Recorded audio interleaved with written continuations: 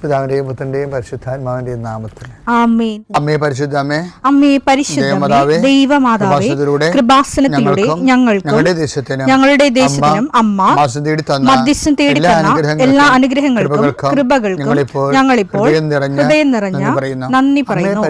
അമ്മേ പരിശുദ്ധമേ, ദൈവമാതാവേ, 2004 ഡിസംബർ 7 ഉച്ചകഴിഞ്ഞ് 2:30 കൃപാസനത്തിൽ സംഭവിച്ച അമ്മയുടെ പ്രത്യക്ഷപ്പെടലിനെക്കുറിച്ച് തിരുസഭയ്ക്ക് സമർപ്പിച്ചിരിക്കുന്ന പഠനരേഖകളുടെ മേൽ സഭാത്മകമായ പഠനം ആരംഭിക്കുവാൻ ഞങ്ങൾ പ്രാർത്ഥിക്കുന്നു. അമ്മേ പരിശുദ്ധമേ, ഭൂസ്വർലോകങ്ങളുടെ രാജ്ഞിയായ അങ്ങേയ്ക്ക് ഭൗമസംരക്ഷണത്തിനായി പ്രപഞ്ചപ്രകൃതിയെ തന്നെ തിരുസഭ പ്രതിഷ്ഠിക്കുവാൻ ഈ പ്രത്യക്ഷീകരണം വഴി ഇടയാക്കണമേ. പരിശുദ്ധമേ, ജപമാല മാതാവേ, സകല കൃപാസനം പ്രാർത്ഥനയോടും ചേർത്ത് ഞങ്ങളിപ്പോൾ പ്രാർത്ഥിക്കുന്ന ഈ കുടുംബത്തിന്റെ പ്രത്യേക നിയോഗം പറ മക്കളെ.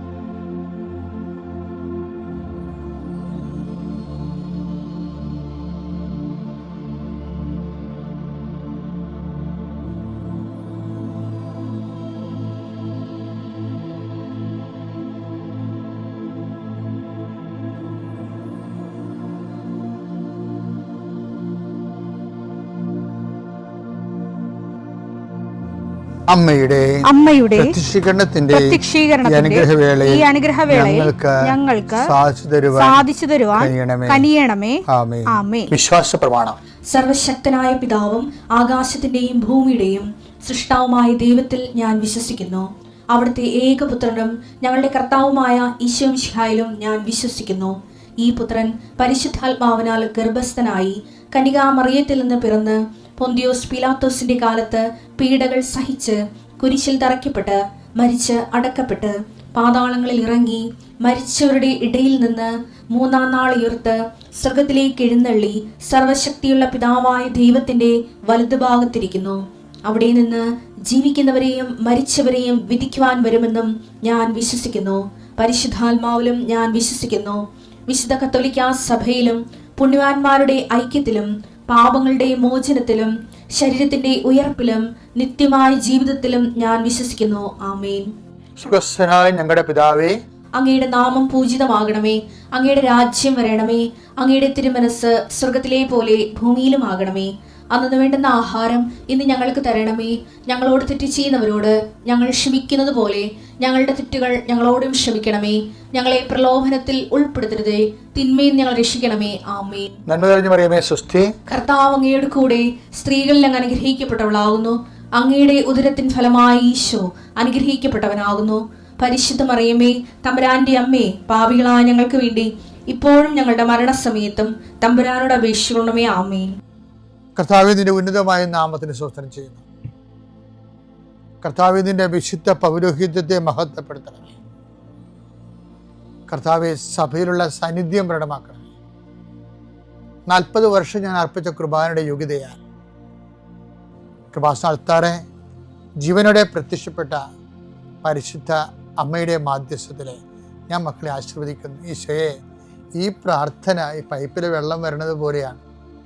കഞ്ഞി വെക്കണമെങ്കിലും കാപ്പി അനത്തണമെങ്കിലും വെള്ളം കിട്ടണം. അതുപോലെയാണ് കർത്താവെ പലരും ലിവിങ് ബ്രെഡ് കൂടിക്കൊണ്ടിരിക്കുന്നത്.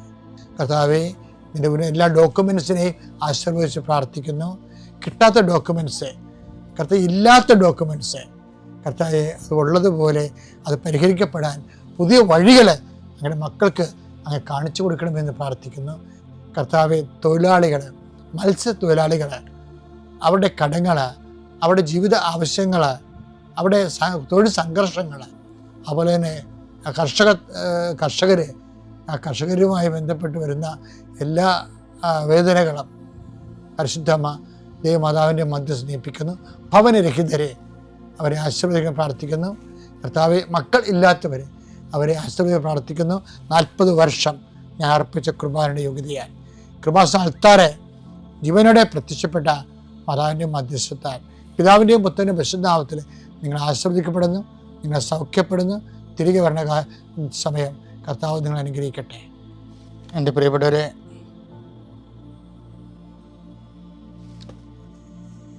നമ്മൾ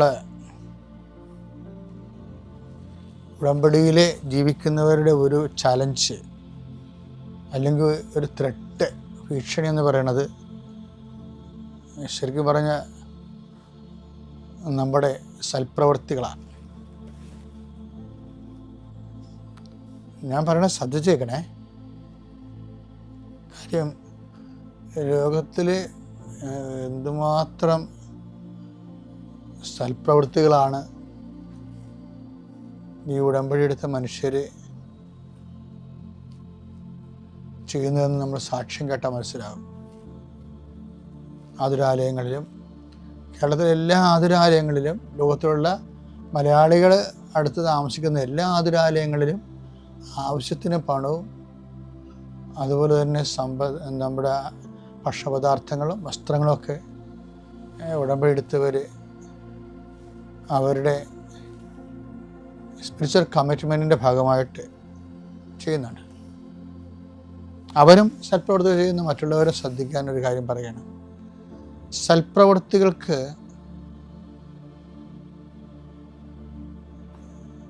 നമ്മൾ വളരെ ശ്രദ്ധിച്ചില്ലെങ്കിൽ നമ്മുടെ പ്രാർത്ഥനയിൽ ബാക്ടീരിയ കയറുന്ന കാര്യം ഞാൻ നിങ്ങളോട് നേരത്തെ പറഞ്ഞിട്ടുണ്ട്. ഈ ഒരു സിറ്റുവേഷനിൽ തന്നെ സൽപ്രവൃത്തികൾക്ക് ഇങ്ങനെ സംഭവിക്കും.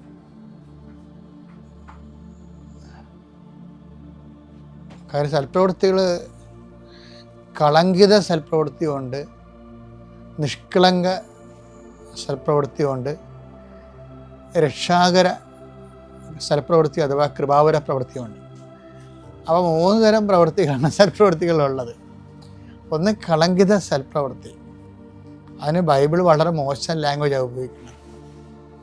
യെശയ്യാ 64:6 ഞങ്ങൾക്ക് രക്ഷ കിട്ടുമോ? ഞങ്ങൾക്ക് രക്ഷ കിട്ടുമോ? ഞങ്ങൾ അശുദ്ധനെ പോലെയും ഞങ്ങളുടെ സൽപ്രവൃത്തികൾ മലിനവസ്ത്രം പോലെയുമാണ്. മലിനവസ്ത്രം പോലെയുമാണ്. ഇത് POC ബൈബിളാണ്. അത് ഗ്രീക്കിൽ നിന്ന് എടുത്തിരിക്കുന്ന തർജ്ജമയാണ്. ഈ ലാറ്റിൻ മൂലം ഉൾഗാത്തായിൽ നിന്ന് എടുത്ത തർജ്ജമയാണ് നമ്മളുടെ മുത്തേടത്തിൻ്റെ പഴയ ബൈബിള്, മലയാളം ബൈബിള്.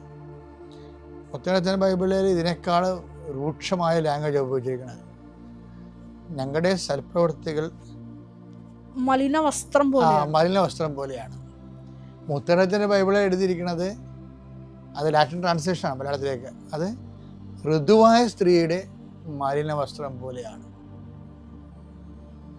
അപ്പം ചില സൽപ്രവൃത്തികൾ അങ്ങനെയൊക്കെ സംഭവിക്കും. സംഭവം സൽപ്രവൃത്തിയായിരിക്കും, പക്ഷേ ആ ഉദ്ദേശശുദ്ധിയില്ലേ, അവിടെയാണ് ശുദ്ധ സൽപ്രവൃത്തിയും കളങ്കിത സൽപ്രവൃത്തിയുമായിട്ട് വരുന്നത്. ഉടമ്പടിയിൽ ഈ നിങ്ങളുടെ കാര്യങ്ങൾ കാണാൻ വേണ്ടിയാണ് സൽപ്രവൃത്തി എന്നാണ് ചില ആൾക്കാർ ധരിച്ചിരിക്കുന്നത്. അങ്ങനെയല്ല. നിങ്ങളുടെ ചാരിറ്റി ലെവല് സുവിശേഷവിഹിതമായ കൈമാറ്റ ശേഷി വർദ്ധിപ്പിക്കുക എന്ന ഉദ്ദേശത്തിലാണ് ഉടമ്പടിയിൽ. അങ്ങനെ ഒരു വ്യക്തിക്ക് ദൈവമായിട്ട് ഉടമ്പടി ചെയ്യാൻ പറ്റത്തുള്ളൂ. ഉദ്ദേശിക്കണത് ഉടമ്പടി സൽപ്രവൃത്തി കൊണ്ട് ഉദ്ദേശിക്കുന്നത് നിങ്ങളുടെ ആംഡായിട്ടുള്ള എക്വിപ്ഡായിട്ടുള്ള പേഴ്സൺ ആകുക. കാര്യം ദൈവമായിട്ട് ഈക്വലായിട്ട് നമുക്ക് ഉടമ്പടി ചെയ്യാൻ പറ്റുന്ന ഒരു വ്യക്തിയല്ല ദൈവം. പിന്നെ നമുക്ക് ചെയ്യാവുന്നത് സുവിശേഷവിഹിതമായ രീതിയിൽ ഒരു കോമ്പറ്റൻസി രൂപപ്പെടുത്തിയെടുക്കാനേ പറ്റത്തുള്ളൂ. അതിന് നമ്മളെ സഹായിക്കുന്ന ഈ സൽപ്രവൃത്തിയാണ്. അപ്പോൾ സൽപ്രവൃത്തികൾ ചെയ്യുന്നത് അത് കളങ്കിത സൽപ്രവൃത്തി എന്ന് വെച്ചാൽ ഉദ്ദേശം കാര്യം കാണാൻ വേണ്ടി മാത്രമാണ്. തങ്ങൾ ഈ ആശുപത്രിയിൽ പോയി സന്ദർശിക്കുന്നതും അനാഥാലയം സന്ദർശിക്കുന്നതും പൊതിച്ചോറ് കൊടുക്കുന്നതും വസ്ത്രം വിതരണം ചെയ്യുന്നതും പാവങ്ങളെ സഹായിക്കുന്നതും ഒക്കെ ആ വിഷയം നടക്കാൻ വേണ്ടിയാണെന്നുള്ള ഇൻറ്റൻഷൻസ് വരുമ്പോൾ ഈ പറഞ്ഞ പോലെ മലിന വസ്ത്രം പോലെയാകും. ആ മാലിന്യം വരും. അതിൻ്റെ താല്പര്യം സ്വാർത്ഥ താല്പര്യങ്ങൾ വ്യക്തിപരമായ താല്പര്യങ്ങളുടെ മാലിന്യമാണ് വരേണ്ടത്. അപ്പം അങ്ങനെ ഒരു പ്രവൃത്തി ദൈവം അക്സെപ്റ്റബിൾ അല്ല. മലിന വസ്ത്രം ചില സമയത്ത് അങ്ങനെ വന്നാൽ പോലും നമ്മുടെ മുമ്പിലുള്ള ഒരു ഓപ്ഷൻ എന്ന് പറയണത് ഈ എല്ലാ വസ്ത്രങ്ങളും അലക്കുന്ന ഒരു ഡിറ്റർജൻ്റ് ഉണ്ട്. അത് കർത്താവിൻ്റെ വിശുദ്ധമായ രക്തമാണ്. അതിനെക്കുറിച്ച് പറഞ്ഞിട്ട് ബൈബിൾ അവസാനിപ്പിക്കണത്. വെളിപാട് അവസാനിക്കണം അങ്ങനെയാണ്. വെളിപാട് 7:13-14. വെളിപാട് 7:14. അതെ. ശ്രേഷ്ഠന്മാരിൽ ഒരുവൻ എന്നോട് ചോദിച്ചു, വെള്ള അങ്കി അണിഞ്ഞ ഇവർ ആരാണ്? വെള്ള അങ്കി, മലിനമല്ലാത്ത വസ്ത്രം, വെള്ള അങ്കി അണിഞ്ഞ ആരാണ്? ഇവർ എവിടെ നിന്ന് വരുന്നു? ഇവര് എവിടെ നിന്നാണ് വരുന്നത്? ഞാൻ മറുപടി പറഞ്ഞു, പ്രഭോ, അങ്ങേക്കറിയാമല്ലോ. അപ്പോൾ അവൻ പറഞ്ഞു, ഇവരാണ് വലിയ ഞെരുക്കത്തിൽ നിന്ന് വന്നവർ. കുഞ്ഞാടിന്റെ രക്തത്തിൽ. ഞെരുക്കമൊക്കെ എല്ലാവർക്കും ഉണ്ടാകും, പക്ഷെ അതല്ല പ്രശ്നം. ആ ഞെരുക്ക സമയത്ത് കുഞ്ഞാടിന്റെ രക്തത്തില് തങ്ങളുടെ വസ്ത്രം കഴുകി വെളുപ്പിച്ചവർ, ക്രിസ്തുവിന്റെ സഹനത്തോട് ചേർത്ത് വെച്ചവർ. ഇപ്പം നമ്മുടെ സൽപ്രവൃത്തികൾ എങ്ങനെയെങ്കിലും കളങ്കം കയറിയാലും നമ്മൾക്ക് നമ്മുടെ സഹനങ്ങളെ അതിന് പരാതിയും പരിഭവവും ഇല്ലാതെ ക്രിസ്തുവിൻ്റെ സഹനങ്ങളോട് ചേർത്ത് വെച്ചുകൊണ്ട് സമർപ്പിക്കുമ്പോൾ ഒരു ഡിറ്റർജൻറ്റ് ക്ലീൻനെസ് അവിടെ വരും. അപ്പം അത് നല്ലതാണ്. ശരിക്കും ഈ സൽപ്രവൃത്തികളെ ദൈവത്തിന് മുമ്പ് സ്വീകാര്യമാക്കുന്നതിന് വേണ്ടിയുള്ള ഒരു സൊല്യൂഷനിൽ മുക്കണം നമ്മൾ. ഏതാണത്? ക്രിസ്തുവിൻ്റെ രക്തം, കർത്താവിൻ്റെ സഹനമാണ്. അതായത് നമ്മൾ അനുഭവിക്കുന്ന ജീവിത സഹനങ്ങളിൽ മറ്റുള്ളവർ ആണ് അതിൻ്റെ കാരണമെങ്കിലും അവിടെ കടുത്തേക്ക് കയറാനും മത്സരം ഉണ്ടാക്കാനും വാഗ്വാദം ഉണ്ടാക്കാനും മത്സരം ജയിക്കാനും, അത് ലോകത്തിലുള്ള ആൾക്കാർ അങ്ങനെ പല കാര്യങ്ങളും ആ രീതി ചെയ്യും. അപ്പം അത് നമുക്ക് സ്വീകാര്യമല്ല. കാര്യം ദൈവത്തെ നമ്മുടെ പക്ഷം ചേർക്കുക എന്നുള്ളതാണ് ഇതെല്ലാം കൊണ്ട് ഉദ്ദേശിക്കണം. ഈ പുണ്യഭൂമിയിൽ നിന്ന് സാക്ഷ്യം പറയാനായിട്ട് എന്നെ അനുഗ്രഹിച്ച എൻ്റെ അമ്മയോടും അപ്പായോടും ഞാൻ നന്ദി പറയുന്നു. എൻ്റെ പേര് ശ്രീകല. ഞാൻ ചങ്ങനാശ്ശേരിയിൽ നിന്ന് വരുന്നു. എൻ്റെ 8ാമത്തെ ഉടമ്പടി പുതുക്കലാണ് ഇന്ന് നടന്നത്. ഞാൻ സാക്ഷ്യം പറയുന്നത് 2ാമത്തേതാണ്. ആദ്യമായിട്ട് എനിക്ക് പറയാനുള്ളത്, എൻ്റെ ഇടതു കാലിൽ ഒരു 5-6 മാസമായിട്ട് പഴുത്ത് കാല് നിലത്ത് കുത്താൻ പറ്റാത്തതുപോലെ ഭയങ്കര വേദനയും പഴുപ്പും. അപ്പോൾ എനിക്ക് ഷുഗറും പ്രഷറും കൊളസ്ട്രോളും ഒക്കെ ഉള്ള ആളാണ്. അപ്പോൾ എല്ലാവരും പറഞ്ഞു ഇത് കാല് പഴുത്തിരിക്കുന്നത് ഷുഗറിൻ്റേതാണ്, തീർച്ചയായിട്ടും വിരൽ മുറിച്ച് കളയേണ്ടതായിട്ട് വരും കൊണ്ട് കാണിക്കുമ്പോൾ എന്നൊക്കെ പറഞ്ഞു. നന്നായിട്ട് പഴുപ്പുണ്ട്. അപ്പോൾ എനിക്ക് കാല് താഴോട്ട് കുത്താനേ വയ്യ. അപ്പോൾ ഡോക്ടറെ ചെന്ന് കണ്ടു, മരുന്ന് വാങ്ങി, കുറവില്ല. അതുപോലെ തന്നെ നല്ല വേദന, ചെരുപ്പ് പോലും ഇടാൻ വയ്യ. ഞാനൊരു ടീച്ചറാണ്, സ്കൂളിൽ പോകാൻ എനിക്ക് ഭയങ്കര ബുദ്ധിമുട്ട്, എന്നും വണ്ടിയിലാണ് പോകുന്നത്. അപ്പോൾ ഇങ്ങനെ ആയിക്കഴിഞ്ഞപ്പം ഞാൻ അമ്മയോട് പറഞ്ഞു, അമ്മേ ഞാൻ ഉടമ്പടിയിലല്ലേ, എന്നെ ഇത്രയും വേദന എടുപ്പിക്കുന്നത് എന്തിനാണ്? ഉടമ്പടിയിലിരിക്കുമ്പോൾ എനിക്കിത് ഒന്ന് കുറച്ച് തന്നൂടെ? ഞാൻ ഈ മരുന്നെല്ലാം നിർത്തി ഉടമ്പടി തൈലവും ഉപ്പൂടെ ഉപയോഗിക്കാനായിട്ട് തുടങ്ങി. അങ്ങനെ എനിക്ക് തോന്നി എനിക്ക് ധ്യാനത്തിൽ പങ്കെടുക്കണം, എൻ്റെ ഈ കാല് കൊണ്ടുവന്ന് അമ്മയൊന്ന് കാണിക്കണം. അങ്ങനെ ഞാനിവിടെ അച്ഛൻ്റെ ധ്യാനത്തിൽ വന്ന് പങ്കെടുത്തു. ആ ധ്യാനത്തിലെ രോഗസൗഖ്യത്തിൽ ഞാൻ കരഞ്ഞു പറഞ്ഞു, അമ്മേ. അപ്പോൾ അപ്പ വന്ന് നമ്മളെ തൊടുന്ന ഒരു അവസ്ഥ, ആ പ്രാർത്ഥനയിൽ ഞാൻ പറഞ്ഞു, അപ്പ എന്നെ ഒന്ന് വന്ന് തൊടപ്പ, എൻ്റെ ഈ വേദന മാറ്റി, എനിക്ക് ഈ വേദന രാത്രിയിൽ ഉറക്കമില്ല, എത്രയോ ദിവസങ്ങളായി കരഞ്ഞുകൊണ്ടാണ് ഞാൻ ജോലിയൊക്കെ ചെയ്യുന്നത്. അപ്പോൾ അപ്പ എന്നെ ഒന്ന് തൊടപ്പാന്ന് പറഞ്ഞപ്പോൾ എൻ്റെ ചെവിയിൽ ഒരു നല്ല പുരുഷ ശബ്ദം, എന്നുള്ളൊരു ശബ്ദം എൻ്റെ ചെവിയിലോട്ട്. അപ്പോൾ ഞാനവിടെ അങ്ങേയറ്റത്തിരിക്കുകയാണ്. അപ്പോൾ ഞാനിങ്ങനെ തിരിഞ്ഞു നോക്കി, ആരാണ് ഈ ശബ്ദം? നല്ല ഘനഗംഭീരമായിട്ടുള്ളൊരു പുരുഷൻ്റെ ശബ്ദമാണ്. അടുത്തെങ്ങും ആരും പുരുഷന്മാരൊന്നുമില്ല. അപ്പോൾ എനിക്ക് മനസ്സിലായി അപ്പ എൻ്റെ അടുത്ത് വന്നു. അപ്പോൾ ഞാൻ മനസ്സിൽ അമ്മയോട് പറഞ്ഞു, അമ്മ ഒരു പ്രാവശ്യം കൂടെ എനിക്ക് ആ സൗണ്ട് ഒന്ന് കേൾക്കണം. പെട്ടെന്ന് 2ാമത് ഒരു പ്രാവശ്യം കൂടെ എനിക്ക് ആ ശബ്ദം കേൾക്കാൻ പറ്റി. അപ്പോൾ എൻ്റെ മനസ്സിൽ ഞാൻ കരഞ്ഞ് പ്രാർത്ഥിച്ചു, തീർച്ചയായിട്ടും എൻ്റെ ഈ കാലിലെ വേദന പോകും. അങ്ങനെ ഞാൻ കാലം കൊണ്ട് വീട്ടിൽ ചെന്നു. ഞാൻ ഒരു മരുന്ന് ഉപയോഗിക്കുന്നില്ല. ഈ എൻ്റെ ഉടമ്പടിത്തയിലോ ഉപ്പും കൊണ്ട് തന്നെ എല്ലാവരും എന്നെ വഴക്ക് പറയുന്നുണ്ട്. ഇത് ആശുപത്രിയിൽ കൊണ്ട് കാണിച്ചിട്ട് അതിന് വേണ്ട ട്രീറ്റ്മെൻറ്റ്, ഓപ്പറേഷൻ ആണെങ്കിൽ ഓപ്പറേഷൻ ചെയ്യുമെന്ന് പറയുന്നു. ഞാൻ പറഞ്ഞു, ഇല്ല, എൻ്റെ അമ്മ, ഞാൻ ഉടമ്പടിയിലാണ്, എൻ്റെ അമ്മയ്ക്കും അപ്പായ്ക്കും എൻ്റെ ഈ രോഗം ഭേദമാക്കാനായിട്ട് കഴിയും. ഞാൻ ഇന്നും രാവിലെ സ്കൂളിൽ പോകുന്നതിന് മുമ്പ് ഉടമ്പടി തൈലോ ഉപ്പും കൂടെ തേച്ചിട്ടാണ് ഇന്നും രാവിലെ സ്കൂളിൽ പോകുന്നു പ്രാർത്ഥിച്ചിട്ട്. അപ്പം പെട്ടെന്ന് തന്നെ 1-2 ആഴ്ച കൊണ്ട് എനിക്ക് പൂർണ്ണമായിട്ട്, ഇപ്പം നിങ്ങൾക്കറിയാം എൻ്റെ കാലെനിക്ക് താഴെ കുത്താൻ പറ്റും, നല്ലതായിട്ട് എൻ്റെ കാലിൻ്റെ വേദന പോയി, എൻ്റെ അസുഖങ്ങളെല്ലാം പോയി. എനിക്ക് അമ്മയോട് അപ്പായോടും കോടി നന്ദി പറയുന്നു. കാരണം അത്രമാത്രം വേദന ഞാൻ അനുഭവിച്ചിട്ടുണ്ട്. അടുത്തതായിട്ട് എനിക്ക് പറയാനുള്ളത് എൻ്റെ സ്കൂളിലെ ഒരു പ്രോജക്റ്റിൻ്റെ കാര്യമാണ്. ഒരു 10 ലക്ഷത്തിൻ്റെ ഒരു പ്രോജക്റ്റ്. അപ്പം ആ പ്രോജക്റ്റ് സ്കൂളിൽ വന്നപ്പം അവിടെ അതിനുള്ള സൗകര്യം ഇല്ലയെന്ന് പറഞ്ഞുകൊണ്ട് PT എല്ലാം കൂടി തീരുമാനിച്ചു. എനിക്കും സങ്കടകരമായിട്ട് അതിൽ ഒപ്പിട്ട് കൊടുക്കേണ്ടി വന്നു. ഇവിടെ ഈ സ്കൂളിൽ ഇത് നടക്കത്തില്ല, ഇതിനുള്ള സൗകര്യം റൂമില്ല എന്നും പറഞ്ഞുകൊണ്ട്. പക്ഷേ ഞാൻ ഒപ്പിട്ട് കൊടുത്തപ്പോൾ എൻ്റെ ഹൃദയം വേദനിച്ചാണ്. ഈ കൊച്ചു കുഞ്ഞുങ്ങൾക്ക് ഏറ്റവും നല്ല സൗകര്യമാണ്, തീമനുസരിച്ച് പഠിക്കാനുള്ള സൗകര്യത്തിൽ ഈ കുട്ടികൾക്ക് കിട്ടിയ ആ ഒരു പ്രോജക്റ്റ് പോകുമല്ലോ എന്ന് ഓർത്തപ്പോൾ എനിക്ക് ഭയങ്കര സങ്കടം. അപ്പോൾ ഞാൻ ഉടമ്പടിയിലാണല്ലോ, അമ്മയോട് ഞാൻ പറയും, അമ്മ അപ്പോൾ ഇന്ന് വൈകിട്ട് വീട്ടിൽ വന്നിട്ട് പ്രാർത്ഥിച്ചപ്പോൾ അമ്മയോട് ഞാൻ പറയും, അമ്മ എൻ്റെ കുട്ടികൾക്ക് ഇത് ആവശ്യമാണെങ്കിൽ നീ ഇത് തിരിച്ച് വേണ്ട എന്നുള്ള അഭിപ്രായത്തിൽ നിന്ന് വേണം എന്നുള്ള അഭിപ്രായത്തിലേക്ക് വരണമേ എന്ന് പ്രാർത്ഥിച്ചു. അത്ഭുതമെന്ന് പറയട്ടെ, പിറ്റേ ദിവസം മുകളിൽ നിന്നുള്ള അറിയിപ്പ് വന്നു, ഈ സ്കൂളിൽ ഇത് ചെയ്തേ പറ്റൂന്ന്. എല്ലാവരും വേണ്ടെന്ന് ഒപ്പിട്ട് കൊടുത്താണ്. എൻ്റെ അമ്മ പരിശുദ്ധ അമ്മ മാത്രമാണ് അതിന് കാരണം. ആ സ്കൂളിൽ ആ പ്രോജക്റ്റ് വരാനായിട്ട് എനിക്ക് 100% ഉറപ്പുണ്ട്. ആ പ്രോജക്റ്റിൻ്റെ എല്ലാ കാര്യങ്ങളും ചെയ്ത് നമ്മളാണ് കൊടുക്കേണ്ടത്. അപ്പോൾ അതിനും ഓരോ 13 തീം അനുസരിച്ചുള്ള ഓരോ ഇടങ്ങളിൽ കുട്ടികൾക്ക് വേണ്ട കാര്യങ്ങൾ ചെയ്യാൻ അമ്മയോട് പ്രാർത്ഥിച്ച് തന്നെ ഞാൻ ഓരോ തീമിൻ്റെ പ്രോജക്റ്റ് വർക്കിൻ്റെ കാര്യങ്ങൾ എഴുതി കൊടുത്തിട്ട് അമ്മയോട് ഞാൻ പറഞ്ഞു, അമ്മ ഏറ്റവും പെർഫെക്റ്റായിട്ട് ചെയ്യുന്ന ഒരു ആളിനെ വേണം പ്രോജക്റ്റ് വർക്ക് ചെയ്യാനായിട്ട് സ്കൂളിലോട്ട് കൊണ്ടുവരേണ്ടത്. എൻ്റെ പരിശുദ്ധ അമ്മ അതിനും എന്നെ സഹായിച്ചു. തൃശ്ശൂരിൽ നിന്ന് നമ്മുടെ സ്കൂളിന് അനുയോജ്യമായിട്ട് നല്ല ഒരു വർക്കറെയാണ് കൊണ്ടുവന്നത്. ആ പ്രോജക്റ്റ് എൻ്റെ മനസ്സിൽ കണ്ടതിനേക്കാൾ കൂടുതൽ ആ 2 റൂമുകളിൽ ചെയ്യാനായിട്ട് സാധിച്ചു. അതോടൊപ്പം തന്നെ അതിന് ഒത്തിരി തടസ്സങ്ങളുണ്ടായി. എല്ലാം എൻ്റെ അമ്മയാണ്. അതോടൊപ്പം ഈ വെളിയിലുള്ള കളിയിടം അത് ആ റൂമിനോട് ചേർന്ന് വേണം വരാനായിട്ട്. പക്ഷേ ആ റൂമിനോട് ചേർന്ന് വേണ്ട എന്നുള്ളത്, വേറെ ദൂരെയുള്ള ഒരു സ്ഥലത്ത് മതി എന്ന് പഞ്ചായത്തുകാർ വന്ന് പറഞ്ഞു. അപ്പോഴും ഞാൻ അമ്മയെ വിളിച്ചു, അമ്മേ ആ റൂമിനോട് ചേർന്നാണെങ്കിൽ കുട്ടികൾക്ക് ഇതുമായിട്ട് ബന്ധപ്പെട്ട് പ്രയോജനമുള്ളൂ, അമ്മ ഇത് ഏറ്റെടുക്കണം, അമ്മയ്ക്ക് കുഞ്ഞുങ്ങളെ ഇഷ്ടമല്ലേ, അതുകൊണ്ട് അമ്മ ഇത് ഏറ്റെടുക്കണം. അത്ഭുതമെന്ന് പറയട്ടെ, അവർ പഞ്ചായത്തുകാർ പിറ്റേ ദിവസം സമ്മതിച്ചെന്നുള്ളതാണ്. അതും എൻ്റെ അമ്മയാണ് അത്ഭുതം ചെയ്ത്. ആ പ്രോജക്റ്റ് എളുപ്പത്തിൽ ഞാൻ പറയാം, അത് 2.5 വർഷം കൊണ്ടാണ് തീർന്നത്. ഏറ്റവും മനോഹരമായിട്ട് തീർന്നു. ഏറ്റവും നല്ല രീതിയിൽ അത് ഉദ്ഘാടനം ചെയ്തു. നല്ല പരിപാടികളും എല്ലാമായിട്ട് എൻ്റെ അമ്മ, പരിശുദ്ധ അമ്മ എനിക്ക് ആ പ്രോജക്റ്റ് പൂർത്തിയാക്കി പൊതുജനങ്ങൾക്കും സ്കൂളിനും പ്രയോജനപ്പെടത്തക്ക രീതിയിൽ അത് ആക്കി തന്നു. അതിന് ഏറ്റവും കൂടുതൽ നന്ദി അപ്പായോടും അമ്മയോടും പറയുന്നു.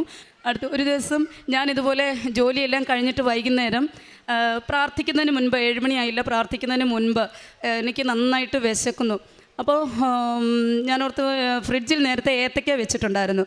അപ്പോൾ ഏത്തക്ക ചെന്ന് നോക്കിയപ്പോഴത്തേക്കിന് ഏത്തക്ക ഇല്ല. ഏത്തക്ക കുട്ടികളെ തിന്നു തീർത്തു. അപ്പം ഞാൻ മനസ്സിൽ വിചാരിച്ചെന്നാൽ ചോറുണ്ണാന്നും കണ്ട് അടുക്കളയിൽ ചെന്നപ്പം ചോറും ഇല്ല. അപ്പം ഞാൻ അമ്മയോട് ഓടി വന്നിട്ട് നമ്മുടെ അമ്മയോട് പറയുന്നത് പോലെ, എനിക്ക് അമ്മയും അച്ഛനും ഇല്ല, എൻ്റെ മാതാവാണ്. അപ്പം ഞാൻ അമ്മയോട് പറഞ്ഞു, അമ്മ എനിക്ക് വിശന്നിട്ട് വയ്യ, ഇനി ഉണ്ടാക്കി വേണ്ടേ ഞാൻ കഴിക്കാൻ, എനിക്ക് വയ്യ, വിശപ്പ് സഹിക്കാൻ വയ്യ, നിനക്ക് ഏതെങ്കിലും ഇറങ്ങി വന്ന് എനിക്കൊന്നും തരാൻ പറ്റത്തില്ലല്ലോ എന്ന് ഞാനിങ്ങനെ പറഞ്ഞിട്ട് തിരിഞ്ഞ് അടുക്കളയിലോട്ട് എത്തിയില്ല. അതിനിപ്പുറം എന്നെ പുറകിൽ നിന്ന് ടീച്ചറേന്ന് വിളിച്ച് ഞാൻ തിരിഞ്ഞു നോക്കിയപ്പോൾ ഒരു കുട്ടി, ഞാൻ ട്യൂഷൻ പഠിപ്പിച്ചുകൊണ്ടിരിക്കുന്ന ഒരു കുട്ടി, അതിൻ്റെ കയ്യിലൊരു പാത്രത്തിൽ ഞാൻ എന്താണോ ആഗ്രഹിച്ച് ഏത്തക്കയുടെ പായസം, പാലും എല്ലാം കൂടി ഇട്ടുള്ള ഏത്തക്കായുടെ പായസം, നല്ല പായസം ചൂടോട് കൂടി അതിൻ്റെ കയ്യിലിരിക്കുന്നു. ഞാൻ അത് മേടിച്ചിട്ട് എനിക്ക് വിശ്വസിക്കാൻ പറ്റത്തില്ല. ഞാൻ ഓടി അമ്മയെ എടുക്ക ചെന്ന് കരഞ്ഞു പറഞ്ഞു, അമ്മ സോറി, ഞാൻ അമ്മയുടെ സ്നേഹം ഇത്രയും മനസ്സിലാക്കിയില്ലല്ലോ, ഞാൻ സോറി അമ്മ ഇത് പറഞ്ഞിട്ട് ആ പായസം ഞാൻ അമ്മയ്ക്കും കൊണ്ട് കൊടുത്തു, ഞാനും കുടിച്ചു. ഞാനൊരു ഗ്ലാസ്സിൽ വിളക്ക് കത്തിക്കുന്നിടത്ത് കൊണ്ടുവച്ച് അത് പിന്നീട് ഞാൻ എന്ത് സ്പെഷ്യൽ ഉണ്ടാക്കിയാലും എൻ്റെ അമ്മയ്ക്കൊരു പാത്രത്തിൽ ഞാൻ അവിടെ കൊണ്ട് വെക്കും. കാരണം എൻ്റെ അമ്മ എന്നെ അത്ര അറിയുന്നുണ്ട്. അതുപോലെ തന്നെ അന്ന് മുതൽ ഓരോരോ കാര്യങ്ങളും എല്ലാ ദിവസവും, അതുപോലെ തന്നെ ഞാൻ രാവിലെ എഴുന്നേറ്റാൽ ഞാൻ പ്രാർത്ഥിച്ച്, നമ്മുടെ ഉടമ്പടി പ്രാർത്ഥന കഴിഞ്ഞിട്ട് എൻ്റെ മക്കൾക്കും എൻ്റെ ഭർത്താവിനും ഞാൻ ഉടമ്പടിയുടെ തൈലം, വിശുദ്ധ തൈലം കുരിശ് വരച്ച് ആ ഉപ്പിൻ്റെ വെള്ളം 1/4 ഗ്ലാസ് വെള്ളത്തിൽ ഉപ്പേർത്ത് വിശ്വാസ പ്രമാണം ചൊല്ലി അവർക്ക് കൊടുക്കും. അപ്പോൾ എനിക്കറിയാം ഏത് രോഗം ഉണ്ടെങ്കിലും നമ്മുടെ വീടിനെ, നമ്മുടെ ആൾക്കാരെ അത് സ്പർശിക്കത്തില്ല. അങ്ങനെയാണ് എൻ്റെ ജീവിതം തുടങ്ങുന്നത്. ഞാൻ സ്കൂളിൽ പോകുമ്പോഴും വിശ്വാസ പ്രമാണം ചൊല്ലി, നന്മ നിറഞ്ഞ മറിയമേ ചൊല്ലിക്കൊണ്ടാണ് വഴി നീളെ ആ സ്കൂളിൽ ചെല്ലുമ്പോഴത്തേക്കിന് അത് ഒരു നല്ല രീതിയിൽ എൻ്റെ പ്രാർത്ഥന തീർന്നിരിക്കും. പിന്നെ എൻ്റെ സുവിശേഷ പ്രവർത്തനം എന്ന് പറയുന്നത്, ഞാൻ പത്രം മേടിച്ചു കഴിഞ്ഞാൽ ആ പത്രത്തിൽ നമ്മുടെ വചനങ്ങൾ ഞാൻ ബൈബിൾ വായിച്ചിട്ട് ആ വചനങ്ങളെല്ലാം ഒരു ബുക്കിൽ എഴുതി വെക്കും. അപ്പോൾ ഈ വചനങ്ങൾ ഏറ്റവും പ്രയോജനപ്രദമായിട്ടുള്ള വചനം, എല്ലാം പ്രയോജനം ഇല്ലെന്നുള്ളതല്ല, ഇതിൽ രോഗികൾക്കുള്ള പ്രത്യേക വചനങ്ങളുണ്ടല്ലോ, അതൊക്കെ പ്രത്യേക ആവശ്യങ്ങളുള്ള ജോലി ആവശ്യമുള്ള വചനം, അങ്ങനെയുള്ള വചനങ്ങൾ എടുത്തിട്ട് ഈ പേപ്പറിൽ എഴുതിയിട്ട് നമ്മുടെ പത്രത്തിനകത്ത് വെക്കും. അകത്ത് വെച്ചിട്ട് ആ പത്രമാണ് പ്രാർത്ഥിച്ചുകൊണ്ട് ഞാൻ ഓരോരുത്തർക്കും കൊടുക്കുമ്പോൾ അമ്മയുടെ എല്ലാം എനിക്ക് കിട്ടിയ അനുഗ്രഹങ്ങൾ, ധാരാളം അനുഗ്രഹങ്ങൾ കിട്ടിയിട്ടുണ്ട്. ആ അനുഗ്രഹങ്ങളെല്ലാം തന്നെ പറഞ്ഞുകൊണ്ടാണ് ഈ പത്രം കൊടുക്കുന്നത്. പിന്നെ നമ്മുടെ ഇവിടുത്തെ കാശുരൂപം മേടിച്ചുകൊണ്ട് അതും കൊടുക്കും. പിന്നെ എന്താണെങ്കിലും രോഗികളായിട്ടുള്ളവരെ അവർ വീടുകളിൽ ചെന്ന് തന്നെ, ഇപ്പം ഞാൻ പഠിപ്പിക്കുമ്പോൾ ആരുടെയും വീട്ടിൽ അസുഖം ഉണ്ടെങ്കിൽ അവർക്ക് ക്രിട്ടിക്കൽ അസുഖമാണ്, അവർക്കൊട്ടും ചികിത്സ ഭേദമാവുന്നില്ല, ഞാൻ അവിടെ ഉടമ്പടിത്തയിലും ഉപ്പും കൊണ്ട് അവരുടെ വീട്ടിൽ ചെന്നിട്ട് അവർക്ക് വേണ്ടി പ്രാർത്ഥിച്ച് അങ്ങനെ രോഗസൗഖ്യം ഉണ്ടായിട്ടുണ്ട്. പിന്നെ ട്യൂഷൻ പഠിപ്പിക്കുന്ന പിള്ളേർക്കൊക്കെയാണെങ്കിൽ ശ്വാസം മുട്ടൽ അതുപോലുള്ള എന്തെങ്കിലും അസുഖങ്ങൾ വരുവാണെന്നുണ്ടെങ്കിൽ പെട്ടെന്ന് തന്നെ ഞാൻ പ്രാർത്ഥിച്ച് കഴിഞ്ഞിട്ടാണ് ട്യൂഷൻ. അപ്പം ആ സമയത്ത് നമ്മുടെ വിശ്വാസ പ്രമാണം ചൊല്ലിയ വെള്ളം അവിടെ ഉണ്ടായിരിക്കും. ആ വെള്ളം ഞാൻ ഈ കുട്ടികൾക്ക് കൊടുക്കും, കുരിശ് വരച്ച് പ്രാർത്ഥിക്കുകയും ചെയ്യും. അങ്ങനെ ഒത്തിരി കുട്ടികൾക്ക് രോഗസൗഖ്യം ഉണ്ടായിട്ടുണ്ട്. പിന്നെ ഇതുപോലെ തന്നെ എൻ്റെ അമ്മയും അപ്പയും എൻ്റെ കൂട്ടത്തിൽ ഉണ്ടായിരിക്കുമെന്ന് ഞാൻ വിശ്വസിക്കുന്നു. എപ്പോഴും ഞാൻ എൻ്റെ 8ാമത്തെ ഉടമ്പടി പുതുക്കലാണ്. എൻ്റെ ജീവിതം അവസാനം വരെ ഈ ഉടമ്പടിയിലായിരിക്കണമെന്ന് ഞാൻ ആഗ്രഹിക്കുന്നു. എൻ്റെ അപ്പായും അമ്മായും എൻ്റെ കൂടെ എൻ്റെ മരണകാലം വരെ ഉണ്ടായിരിക്കുമെന്ന് ഞാൻ പ്രതിജ്ഞ ചെയ്യുന്നു. യെശയ്യാ 65:16 ഭൂമിയിൽ അനുഗ്രഹം യാചിക്കുന്നവൻ വിശ്വസ്തനായ ദൈവത്തിൻ്റെ നാമത്തിൽ അനുഗ്രഹിക്കപ്പെടുവാൻ ആഗ്രഹിക്കും. ശപഥം ചെയ്യുന്നവൻ വിശ്വസ്തനായ ദൈവത്തിൻ്റെ നാമത്തിൽ അത് ചെയ്യും. മുൻകാല ക്ലേശങ്ങൾ ഞാൻ മറന്നിരിക്കുന്നു, അവ എൻ്റെ ദൃഷ്ടിയിൽ നിന്ന് മറയ്ക്കപ്പെട്ടിരിക്കുന്നു. ശ്രീകല എന്ന ഈ അക്രൈസ്തവ മകൾ തൻ്റെ ഉടമ്പടി ജീവിതം എത്ര കണ്ട് മാംസം ധരിക്കുകയും അമ്മ മാതാവിനോടും ഈശോയോടും എത്ര വിശ്വസ്തതയുള്ള ജീവിതം നയിച്ചുകൊണ്ട് ഏതൊരു ജീവിത പ്രശ്നത്തെയും അമ്മയുടെ കരങ്ങളിൽ ഏൽപ്പിച്ചു കൊടുക്കുവാനും ഈശോയുടെ അനുഗ്രഹം സ്വീകരിക്കുവാനും സാധിക്കുന്നുവെന്ന് വാക്കുകളിലൂടെ സാക്ഷ്യപ്പെടുത്തുകയാണ്. രോഗത്തിൻ്റെ സൗഖ്യമാവട്ടെ, ഒരു അത്യാവശ്യ നേരത്ത് ഭക്ഷണത്തിന് വേണ്ടിയുള്ള ആഗ്രഹമാവട്ടെ, ഏറെ ക്ലേശിച്ചിരുന്ന ചില ജീവിത വിഷയങ്ങൾ അമ്മ മാതാവ് ഏറ്റെടുത്ത് അനുഗ്രഹിച്ച് നൽകിയതാവട്ടെ, ഏത് കാര്യത്തിനും അമ്മയുടെ കരങ്ങളിൽ ഏൽപ്പിച്ചു കൊടുത്താൽ ഭാരം ലഘൂകരിച്ച് സമയം ചുരുക്കി നൽകി ജീവിത വിഷയത്തിന്മേൽ ദൈവികമായ ഇടപെടലുകൾ നൽകുമെന്ന് സഹോദരി വാക്കുകളിലൂടെ സാക്ഷ്യപ്പെടുത്തുകയാണ്. ഏറ്റവും പ്രധാനപ്പെട്ടത് അതൊരു കമ്മ്യൂണിക്കേഷൻ, അമ്മ മാതാവിനോടും ഈശോയോടും സംസാരിക്കുവാനുള്ള നിരന്തരമായ ശ്രദ്ധയും ആ സ്വാതന്ത്ര്യത്തോടു കൂടി മകൾക്കെടുത്ത സ്നേഹത്തോടു കൂടി കമ്മ്യൂണിക്കേറ്റ് ചെയ്യുവാനുള്ള കൃപയുമാണ്. നമുക്ക് ആത്മീയത ആഴപ്പെടുകയും വളരുകയും ചെയ്യുമ്പോൾ ദൈവവുമായിട്ടുള്ള ബന്ധം അത് സ്നേഹത്തിൻ്റെതാവും ഭയത്തിൻ്റെതാവില്ല. സ്നേഹത്തിൻ്റെതാവുമ്പോൾ സ്വതന്ത്രമായി സംസാരിക്കുവാനും അത് ആഗ്രഹം ആവശ്യങ്ങളായി സമർപ്പിക്കുമ്പോൾ അത് അനുഗ്രഹമായി വേഗം പ്രാപിക്കുവാൻ തക്കവിധം അമ്മ മാതാവിൻ്റെ ഇടപെടലുകൾ ജീവിതത്തിൽ നമുക്ക് അനുഭവിക്കുവാൻ സാധിക്കുകയും ചെയ്യും.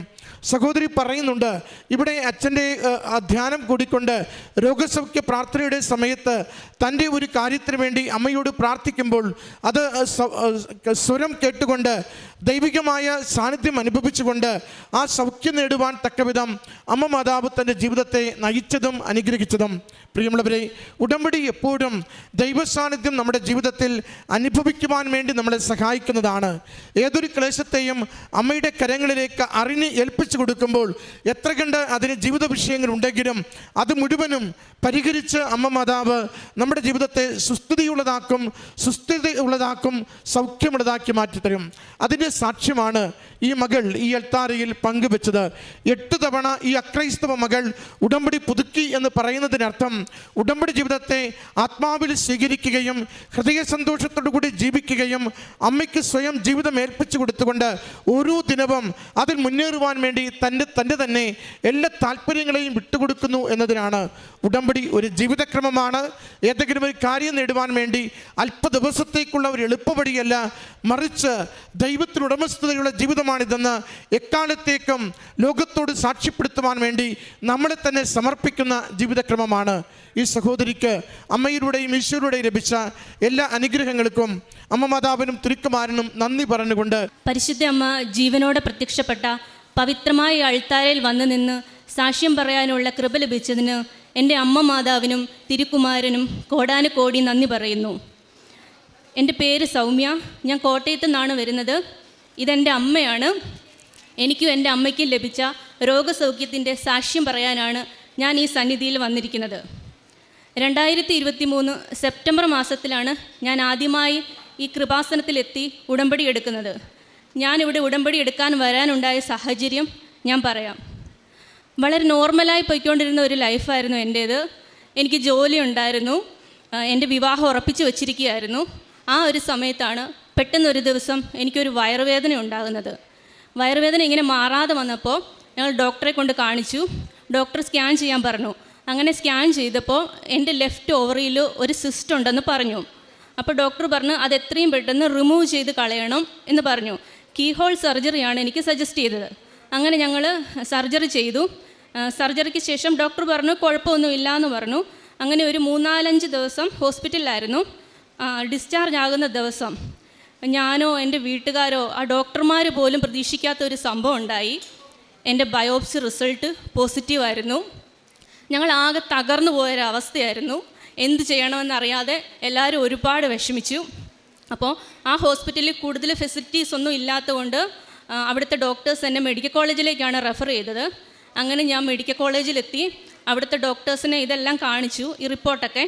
അപ്പോൾ അവർ പറഞ്ഞു ഈ ബയോപ്സി റീടെസ്റ്റ് ചെയ്യണം, ബ്ലഡ് ടെസ്റ്റുകളെല്ലാം ചെയ്യണം, എന്നാലേ ഞങ്ങൾക്കൊരു തീരുമാനം പറയാൻ പറ്റത്തുള്ളൂ എന്ന് പറഞ്ഞു. അങ്ങനെ ബയോപ്സി റീടെസ്റ്റിന് കൊടുത്തു. എല്ലാ ബ്ലഡും ടെസ്റ്റ് ചെയ്തു. കുറച്ച് ദിവസത്തിന് ശേഷമാണ് ഇതിൻ്റെ എല്ലാ റിസൾട്ട് കിട്ടിയത്. അപ്പോൾ അവർ ഞങ്ങളോട് പറഞ്ഞിരുന്നു ഒരു മെഡിക്കൽ ബോർഡിൻ്റെ മീറ്റിംഗ് ഉണ്ട്, അതിന് വരണമെന്ന് പറഞ്ഞു. അങ്ങനെ ഞാനും അമ്മയും അച്ഛനും ചേട്ടനും കൂടെ മീറ്റിങ്ങിനവിടെ ചെന്നു.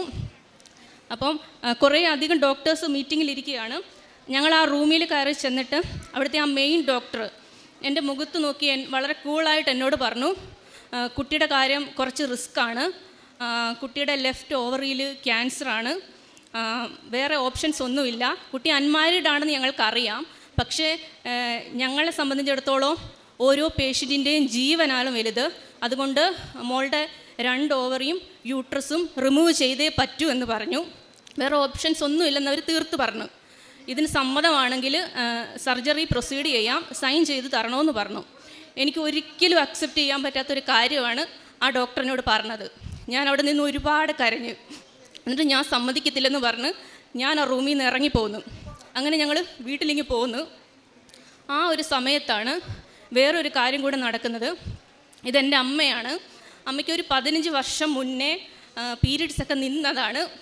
അപ്പം പെട്ടെന്ന് എനിക്ക് വയ്യാതിരിക്കുന്ന ഈ സമയത്ത് പെട്ടെന്ന് അമ്മയ്ക്ക് പീരീഡ്സ് ഉണ്ടായി. അപ്പോൾ എല്ലാവരും അങ്ങ് പേടിച്ചു പോയി. അപ്പോൾ അമ്മയും കൊണ്ട് ഹോസ്പിറ്റലിൽ കൊണ്ടുപോയി. അമ്മയ്ക്ക് ആദ്യം DNC ചെയ്തു, അൾട്രാസൗണ്ട് ചെയ്തു, MRI ചെയ്തു. ഇതിൻ്റെ എല്ലാം റിസൾട്ട് കിട്ടിയപ്പം ആ ഡോക്ടേഴ്സ് ഞങ്ങളോട് പറഞ്ഞു അമ്മയുടെ കാര്യം കുറച്ച് കോംപ്ലിക്കേഷനാണ്, എത്രയും പെട്ടെന്ന് അമ്മയ്ക്ക് യൂട്രസിൻ്റെ സർജറി നടത്തണം, ഇത് ക്യാൻസർ ആകാൻ സാധ്യതയുണ്ട് എന്ന് പറഞ്ഞു. അപ്പം എന്ത് ചെയ്യണം, വേറൊരു നിവൃത്തിയില്ല. അപ്പം ഞങ്ങൾ അന്ന് അമ്മയ്ക്ക് സർജറി ചെയ്യാമെന്ന് തന്നെ തീരുമാനിച്ചു. അത് കഴിഞ്ഞിട്ട് ഞങ്ങൾ വീട്ടിൽ പോന്നു. അപ്പം എൻ്റെ കാര്യത്തിലാണ് ഒരു തീരുമാനം ഇല്ലാതെ ഇരിക്കുന്നത്. കാരണം ഞാൻ സർജറിക്ക് ഞാൻ സമ്മതിക്കത്തില്ല. ഈ സർജറി ചെയ്ത് കഴിഞ്ഞാൽ പിന്നെ എൻ്റെ ജീവിതം തീർന്ന് എനിക്കിനി വേറൊരു ലൈഫ് ഉണ്ടാകത്തില്ലെന്ന് എനിക്ക് നന്നായിട്ടറിയാം. അപ്പോൾ വീട്ടുകാർ പറഞ്ഞു എന്നാൽ നമുക്കൊരു സെക്കൻഡ് ഒപ്പീനിയൻ എടുക്കാം, വേറൊരു ഹോസ്പിറ്റലിലും കൂടെ കൊണ്ട് കാണിക്കാമെന്ന് പറഞ്ഞു.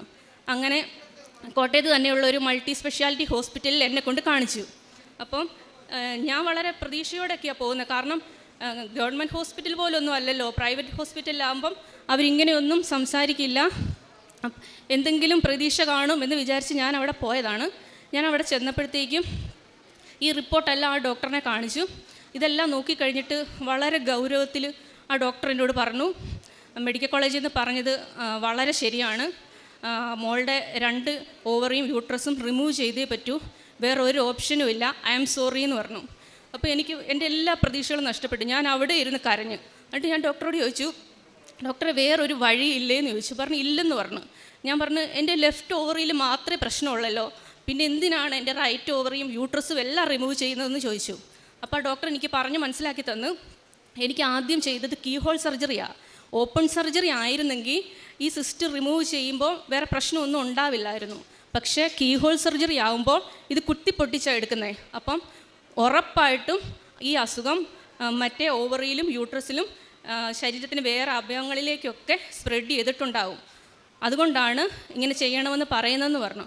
അപ്പോൾ ഞാൻ പറഞ്ഞു ഡോക്ടർ ഇതൊക്കെ ഊഹമല്ലേ, അല്ലാതെ അങ്ങനെ ആകണമെന്ന് നിർബന്ധമുണ്ടോ എന്ന് ചോദിച്ചപ്പോൾ ഡോക്ടർ പറഞ്ഞു, മോളെ 100% ഉറപ്പാണ് ഇത് സ്പ്രെഡായി കാണുമെന്ന് പറഞ്ഞു. ഞാൻ പറഞ്ഞു എങ്ങനെ, അപ്പം നമുക്ക് വേറെ എന്തെങ്കിലും വഴിയുണ്ടോ ഇത് അറിയാമെന്ന് ചോദിച്ചു. അപ്പോൾ ഡോക്ടർ പറഞ്ഞു, എന്നാൽ നമുക്ക് പെറ്റ് സ്കാൻ ചെയ്ത് നോക്കാം. ആ പെറ്റ് സ്കാൻ ചെയ്യുമ്പോൾ അറിയാൻ പറ്റുമല്ലോ, മോളുടെ ഒരു സമാധാനത്തിന് വേണ്ടിയിട്ടാണ് പെറ്റ് സ്കാൻ ചെയ്യുന്നതെന്ന് പറഞ്ഞു. ഞാൻ പറഞ്ഞു ഓക്കെ എന്നാൽ ചെയ്യാമെന്ന് പറഞ്ഞു. അപ്പം പെറ്റ് സ്കാൻ്റെ ഡേറ്റ് എടുത്തു. ഇനി ഒരു 4 ദിവസം കൂടെ ഉള്ളു പെറ്റ് സ്കാനിന്. ഞാൻ വീട്ടിൽ പോന്നു.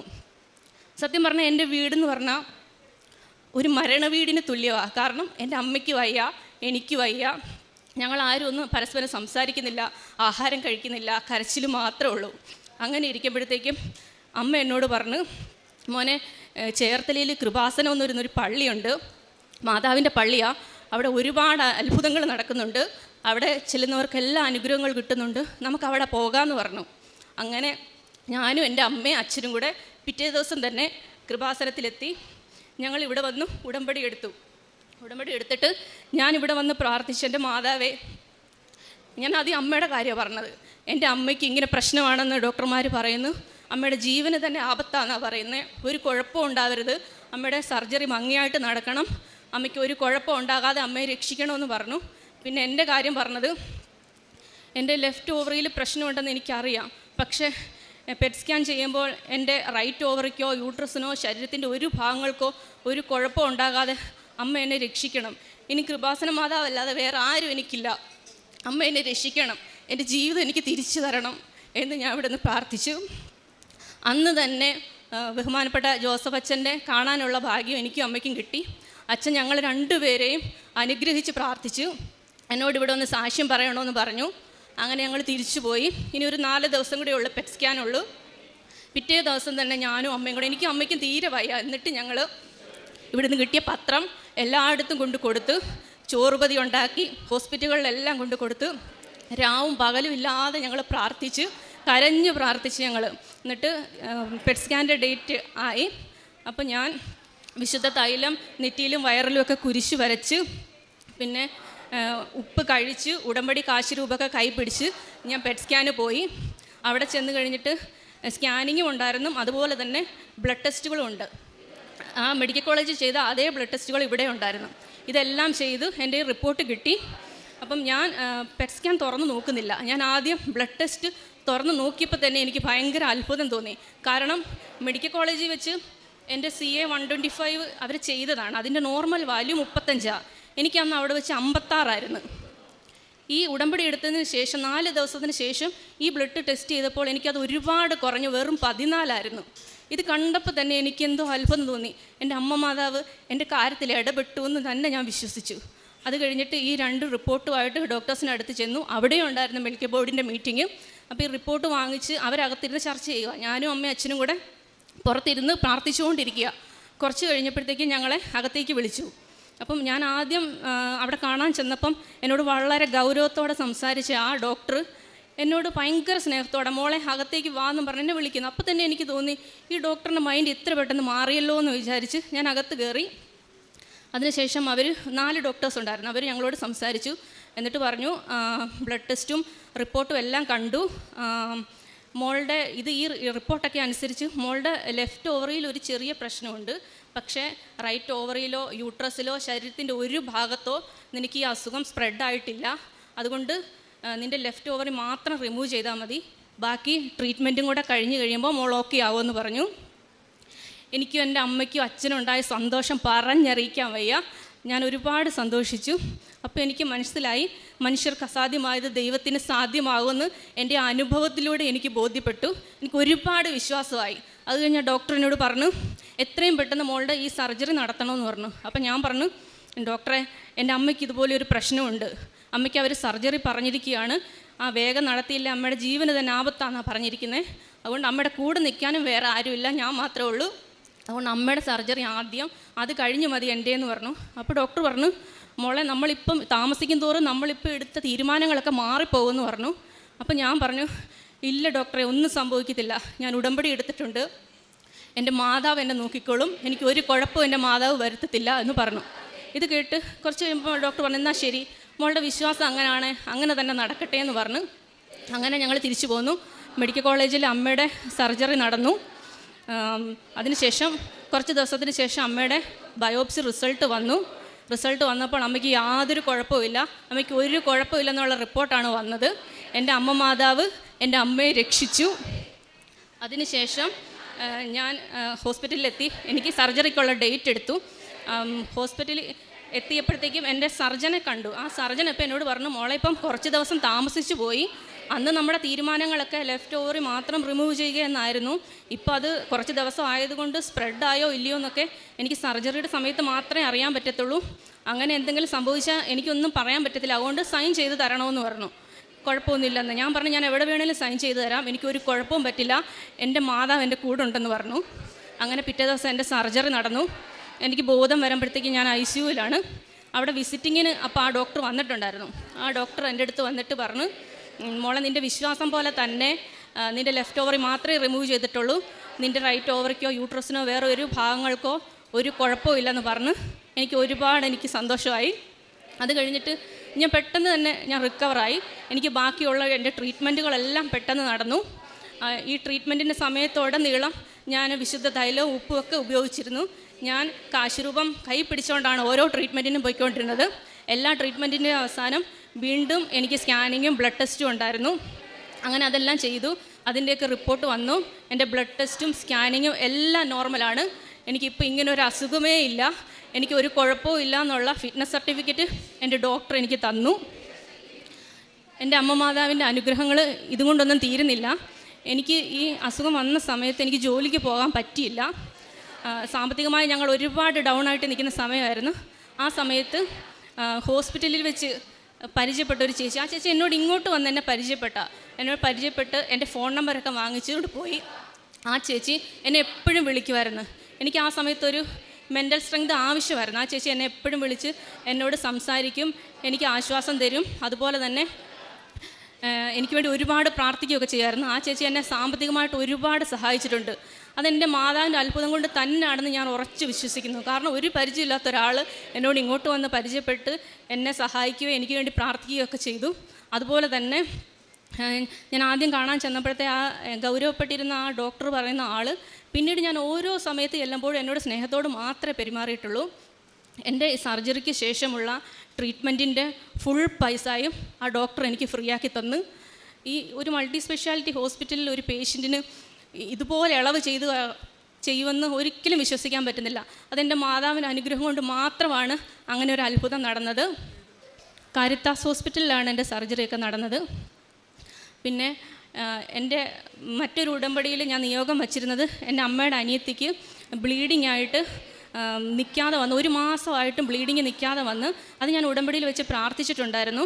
അതിൻ്റെ ഫലമായിട്ട് എൻ്റെ കുഞ്ഞാൻ്റിക്ക് സൗഖ്യം കിട്ടി. ഇപ്പം നോർമലാണ്, ഒരു കുഴപ്പവും ഇല്ല. അതുപോലെ തന്നെ എൻ്റെ ചേട്ടന് കൈയുടെയും കാലിൻ്റെയൊക്കെ ഈ സ്കിൻ ഇളകി പോകുന്ന ഒരു അസുഖം ഉണ്ടായിരുന്നു. അത് ഞാൻ ഉടമ്പടിയിൽ വെച്ച് പ്രാർത്ഥിച്ചിരുന്നു. അതും ചേട്ടന് സൗഖ്യപ്പെട്ടു. ഇങ്ങനെ എണ്ണിയാൽ തീരാത്ത ഒരുപാട് അനുഗ്രഹങ്ങൾ എൻ്റെ അമ്മ മാതാവ് എനിക്ക് തന്നിട്ടുണ്ട്. പ്രേക്ഷിത പ്രവർത്തനമായിട്ട് ഞാൻ ചെയ്യുന്നത്, ഇവിടുന്ന് കിട്ടുന്ന പത്രം ഞാൻ എല്ലായിടത്തും വീടുകളിലും കടകളിലും ഹോസ്പിറ്റലുകളിലും എല്ലാം കൊണ്ട് കൊടുക്കും. എനിക്കും എൻ്റെ അമ്മയ്ക്കും കിട്ടിയ അനുഗ്രഹങ്ങളെപ്പറ്റി പറഞ്ഞ് പ്രാർത്ഥിച്ചാണ് ഞാൻ പത്രം കൊടുക്കാറ്. പിന്നെ പൊതിച്ചോറുണ്ടാക്കി ഞങ്ങൾ രണ്ടുപേരും കൂടെ ഹോസ്പിറ്റലുകളിൽ കൊണ്ട് കൊടുക്കും. പിന്നെ സാമ്പത്തികമായിട്ട് സഹായിക്കാൻ എനിക്ക് ഒരുപാടൊന്നുമില്ല, പക്ഷേ എന്നെ കൊണ്ട് പറ്റുന്ന രീതിയിൽ ചെറുതായിട്ടെങ്കിലും ഒക്കെ ഞാൻ എല്ലാവരെയും സഹായിക്കാറുണ്ട്. ഞാൻ എല്ലാവർക്കും വേണ്ടിയും പ്രാർത്ഥിക്കാറുണ്ട്. പിന്നെ ഞാനൊരു ഹിന്ദുവാണ്, അതുകൊണ്ട് തന്നെ എൻ്റെ വീട്ടിൽ ബൈബിളോ കൊന്തയോ ഒന്നും ഇല്ലായിരുന്നു. ഒരു ദിവസം ഞാൻ ഇവിടെ വന്നപ്പോൾ ഒരു ബൈബിളും കൊന്തയും ഞാൻ വാങ്ങിക്കൊണ്ട് പോയി. ഞാൻ യൂട്യൂബ് നോക്കി ജപമാല ചൊല്ലാൻ പഠിച്ചു. അന്ന് തൊട്ട് ഇന്ന് ഈ ദിവസം വരെ ഒരു ദിവസം പോലും ബൈബിൾ വായിക്കാതെ ജപമാല എത്തിക്കാതെ ഞാൻ കിടന്നുറങ്ങാറില്ല.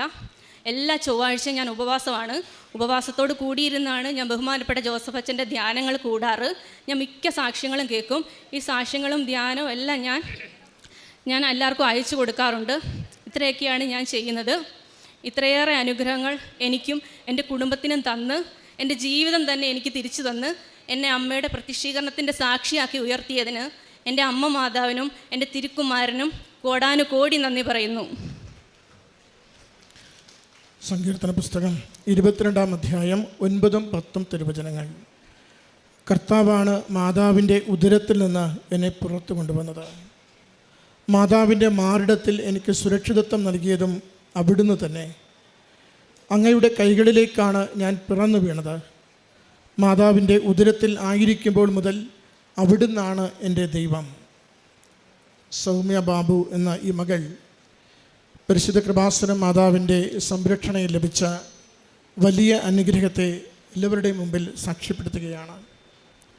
മരണത്തിൻ്റെ വക്കുവരെ എത്തിയ ഒരു ജീവിതം, വൈദ്യശാസ്ത്രം ഗുരുതരമായ ചികിത്സകൾ പറഞ്ഞ ഒരു ജീവിതം, എല്ലാവരും കൈവിട്ട് കഴിയുമ്പോൾ അമ്മ മാതാവിൻ്റെ അരികിൽ അവസാന അത്താണിയായി അമ്മയും മകളും കൂടി ഓടി വന്ന്, കുടുംബം ഒരുമിച്ച് ഓടി വന്ന് പ്രാർത്ഥിക്കുകയും ഉടമ്പടി എടുക്കുകയും അമ്മ മാത്രം ശരണം, ഇത്ര ഗൗരവമുള്ള അസുഖത്തിൽ നിന്നും ജീവിതം തിരിച്ചു തരുവാൻ അമ്മയ്ക്ക് മാത്രമേ ആകൂവെന്ന് നിഷ്കളങ്കമായ പൂർണ്ണ സമർപ്പണമുള്ള വിശ്വാസത്തോടുകൂടി ഈ മകളും അമ്മയും പരിശുദ്ധ കൃപാസനം മാതാവിൻ്റെ നടയിൽ കണ്ണീരോടെ സമർപ്പിച്ച പ്രാർത്ഥനയുടെ ജീവിക്കുന്ന സാക്ഷ്യമാണ് നാം ഈ നിമിഷങ്ങളിൽ കേട്ടുകൊണ്ടിരുന്നത്.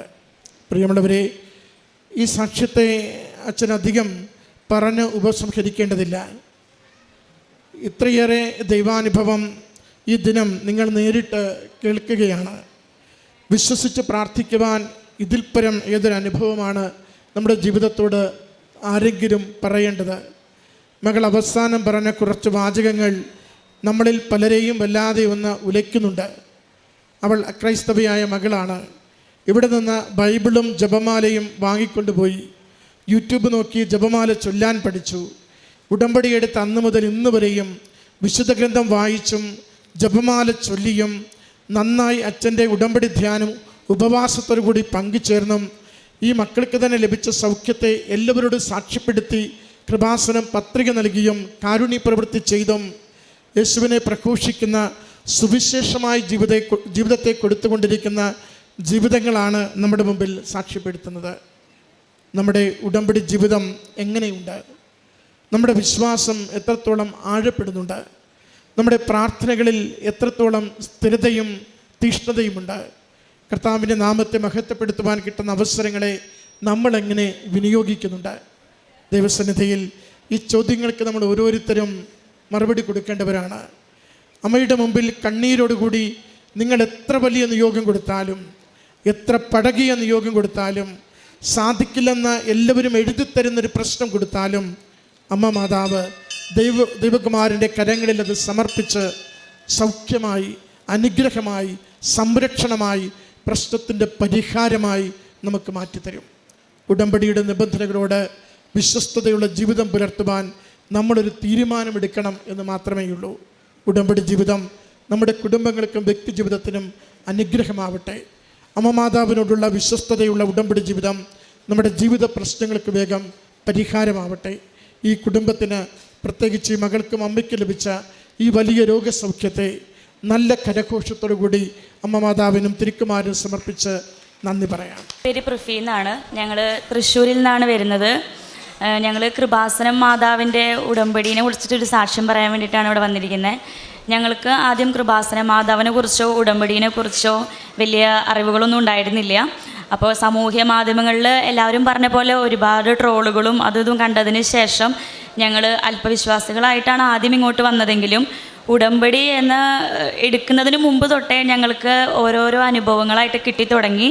അതിന് ഏറ്റവും വലിയ ഒരു അനുഭവമാണ് ഇപ്പോൾ എൻ്റെ ഡാഡി ഇവിടെ നിങ്ങൾക്ക് പങ്കുവയ്ക്കാനായിട്ട് നിൽക്കുന്നത്.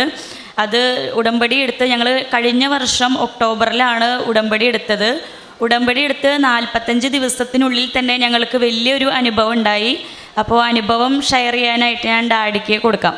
എൻ്റെ പേര് ഡേവിസ്, സ്ഥലം കാളത്തോട്, തൃശ്ശൂർ ജില്ലയിലെ കാളത്തോട് എന്ന സ്ഥലത്താണ് താമസിക്കുന്നത്.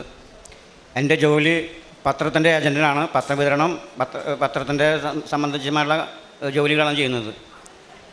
എനിക്ക് പത്രം വിതരണം ചെയ്തിട്ട് ബാങ്കിൽ നിന്ന് ഒരു 75,000 റുപ്യ കിട്ടാനുണ്ടായിരുന്നു. 10 വർഷമായിട്ട് ആ പൈസ കിട്ടാൻ വേണ്ടിയിട്ട് പല വാതിലുകളും മുട്ടി, പല ഉന്നതമായ ആൾക്കാരെ അടുത്തും സമീപിച്ചു. അപ്പോൾ ഓരോ കാരണങ്ങൾ പറഞ്ഞ് അത് മുടക്കി പോകുമായിരുന്നു. അത് ഞാൻ ഒരു മാനേജറെടുത്ത് ചിലപ്പോൾ പറയും, ഞാൻ ഇരിക്കുന്ന സമയത്തല്ലല്ലോ ഈ പൈസ തരാറുള്ളത്, അതും മറ്റേ മാനേജറായിരുന്നു. അപ്പോൾ പുതിയ മാനേജർ വരും പറയാം, മറ്റേ മാനേജരോട് ചോദിച്ചു, എനിക്കറിയില്ല. അങ്ങനെ പറഞ്ഞ് 10 കൊല്ലത്തോളം എന്നെ നടത്തിച്ചു. ഞാൻ പത്രം ഇട്ടിട്ട് ജീവിക്കുന്ന ഒരു വ്യക്തിയാണ്. 75,000 റുപ്യക്കൊക്കെ ഇത്ര വലിയ ഭീമമായ സംഖ്യ നിർത്തിയിട്ട് വളരെയധികം എന്നെ ബുദ്ധിമുട്ടിച്ചു. അവസാനം ഞാനിങ്ങനെ ഇടയ്ക്ക് പുത്തമ്പള്ളിയിൽ പോകും, തൃശ്ശൂർ പുത്തമ്പള്ളിയിൽ പോയി അവിടെ ഇരിക്കും. അങ്ങനെ ഒരു ദിവസം ഇരിക്കുമ്പോൾ അവിടുത്തെ കൊച്ചച്ഛൻ വന്ന്, എന്താ അപ്പച്ച അങ്ങനെ ഇരിക്കണേ, വിഷമിച്ചിരിക്കണ്ടല്ലോ എന്ന് പറഞ്ഞു. അപ്പം ഞാൻ അച്ഛനോട് തുറന്ന് പറഞ്ഞു, അച്ഛാ എനിക്കിങ്ങനെ പത്രം വിതരണം ചെയ്ത് നടക്കുന്ന ആളാണ്. എനിക്ക് ബാങ്കിൽ പത്രം വിതരണം ചെയ്തിട്ട് എനിക്ക് ഇത്ര പേർക്ക് 75,000 രൂപ കിട്ടാനുണ്ട്. അത് കിട്ടാനില്ല, പല കാരണങ്ങൾ പറഞ്ഞാൽ അവർ മുടക്കുക. അപ്പോൾ അതിന് ഒരു പരിഹാരം എനിക്ക് ഉണ്ടാക്കി തരണം എന്ന് പറഞ്ഞു. അപ്പം അച്ഛൻ, ഞാനൊരു പരിഹാരം പറഞ്ഞാൽ അത് ചെയ്യാൻ പറ്റുമെന്ന് ചോദിച്ചു. അച്ഛാ എന്ത് പറഞ്ഞാലും ഞാൻ അത് ചെയ്യാമെന്ന് പറഞ്ഞു. അങ്ങനെ അച്ഛൻ എന്നെ വിളിച്ച് എന്നോട് ഇവിടെ നിൽക്കാൻ പറഞ്ഞു, മുട്ടൂത്തി അവിടെ നിൽക്കാൻ പറഞ്ഞു. ഞാൻ മുട്ടൂത്തി നിന്നു. അച്ഛൻ തലയിൽ കൈവച്ചിട്ട് പ്രാർത്ഥിച്ചു. എന്നിട്ട് പറഞ്ഞു, ഞാൻ പറയുന്നമാരെ കാര്യങ്ങൾ ചെയ്യുക, അതേപോലെ ചെയ്ത് കഴിഞ്ഞാൽ നിങ്ങൾക്ക് കിട്ടാനുള്ള പൈസ കിട്ടാനുള്ള സംവിധാനം ഉണ്ടാക്കി തരുമെന്ന് പറഞ്ഞു. അങ്ങനെ അച്ഛൻ പ്രാർത്ഥിച്ചു. അച്ഛൻ പറഞ്ഞു, നിങ്ങൾ കൃപാസനത്തിൽ പോവുക, അവിടെ പോയിട്ട് പ്രാർത്ഥിക്കുക, ഉടമ്പടി എടുക്കുക, അതിന് ഫലം നിങ്ങൾക്ക് ഉണ്ടാവുമെന്ന് പറഞ്ഞു. അങ്ങനെ ഞാൻ എൻ്റെ 3 മക്കളോടും എനിക്ക് 3 പെൺകുട്ടികളാണ് ഉള്ളത്. 3 പെൺകുട്ടികൾ വിവാഹം കഴിഞ്ഞു. അവരെ 3 പേരും വിളിച്ച് പറഞ്ഞു, എനിക്കിങ്ങനെ അച്ഛൻ ഇങ്ങനെ പറഞ്ഞിട്ടുണ്ട്, പൈസ കിട്ടാനുള്ള സംവിധാനം, അച്ഛൻ കൃപാസനത്തിലേക്ക് പോയി മുട്ടിപ്പാരി പ്രാർത്ഥിക്കുക, അതിന് ഉടമ്പടി എടുക്കാനും പറഞ്ഞു. അങ്ങനെ ഞങ്ങളിവിടെ വന്നു, ഒക്ടോബറിൽ ഇവിടെ വന്ന് ഞാൻ ഉടമ്പടി എടുക്കാൻ പോയപ്പോൾ അവിടുത്തെ മാനേജർ പറഞ്ഞു, എനിക്ക് ഉടമ്പടി തരാൻ പറ്റില്ല എന്ന് പറഞ്ഞു. അപ്പോൾ ഞാൻ പറഞ്ഞു, എന്താ അച്ഛൻ അങ്ങനെ പറയണമെന്ന് പറഞ്ഞു. അപ്പോൾ എന്നോട് ചോദിച്ചു, എത്ര വയസ്സായെന്ന് ചോദിച്ചു. ഞാൻ പറഞ്ഞു, 70 വയസ്സ് കഴിഞ്ഞു. അയ്യോ ചേട്ടാ, 65 വയസ്സ് കഴിഞ്ഞവർക്ക് ഉടമ്പടി കൊടുക്കാൻ പാടില്ല, അവർക്ക് രോഗത്തിനും ഇതിനൊക്കെ അടിമേറ്റ് ചെയ്തുള്ള ആൾക്കാരാണ്. അപ്പോൾ അവർക്ക് ഉപവാസം എടുക്കലും മരുന്ന് കഴിക്കലൊക്കെ ആകുമ്പോൾ അത് രോഗത്തിന് അത് കൂടുതൽ ബുദ്ധിമുട്ടാവും, അതിന് പേരില്ല തരാത്തെന്ന് വെച്ചു. അപ്പോൾ ഞാൻ വിഷമിച്ചു. ഞങ്ങളെ 3 കുടുംബം അവിടെ നിന്ന് ഇത്ര കണ്ട വഴി വന്നിട്ട് അതിന് പലല്ലാണ്ടായി പോയില്ലോ മാതാവേ എന്ന് പ്രാർത്ഥിച്ചപ്പോൾ അച്ഛൻ വിളിച്ചു, മാനേജർ തിരിച്ചു വിളിച്ചു. അപ്പച്ചൻ അങ്ങോട്ട് വായോ എന്ന് പറഞ്ഞു. അപ്പച്ചൻ്റെ കൂടെ ആരൊക്കെ വന്നിട്ടില്ലെന്ന് ചോദിച്ചു. അപ്പോൾ ഞാൻ എൻ്റെ 3 മക്കളും കൂടി ഉണ്ടെന്ന് പറഞ്ഞു. അന്ന് അപ്പച്ചന് വേണ്ടിയിട്ട് 3 മക്കൾ ഉടമ്പടി എടുത്താമെന്ന് പറഞ്ഞു. അങ്ങനെ ഞാൻ മക്കളോട് ഞാൻ പറഞ്ഞു. അപ്പോൾ മക്കൾ പറഞ്ഞു, ഞങ്ങളെടുക്കാം, അപ്പന് വേണ്ടിയിട്ട് ഞങ്ങൾ ഉടമ്പടി എടുക്കാൻ തയ്യാറാണെന്ന് പറഞ്ഞു. അങ്ങനെ ഉടമ്പടി എടുത്ത് പുലർച്ചയ്ക്ക് 4 മണിക്ക് ഞാൻ പത്രത്തിന് 3:30 എണിക്കും. 4 മണിക്ക് എണിച്ച് ഞാൻ മാതാവിൻ്റെ പ്രാർത്ഥന ചെല്ലും. വൈകിട്ട് സന്ധ്യപ്രാർത്ഥനയ്ക്ക് ശേഷം മാതാവിൻ്റെ പ്രാർത്ഥന ചെല്ലും. മെഴുതിരി കത്തിച്ച് 2 നേരം മുട്ടിപ്പായിൽ പ്രാർത്ഥിക്കും.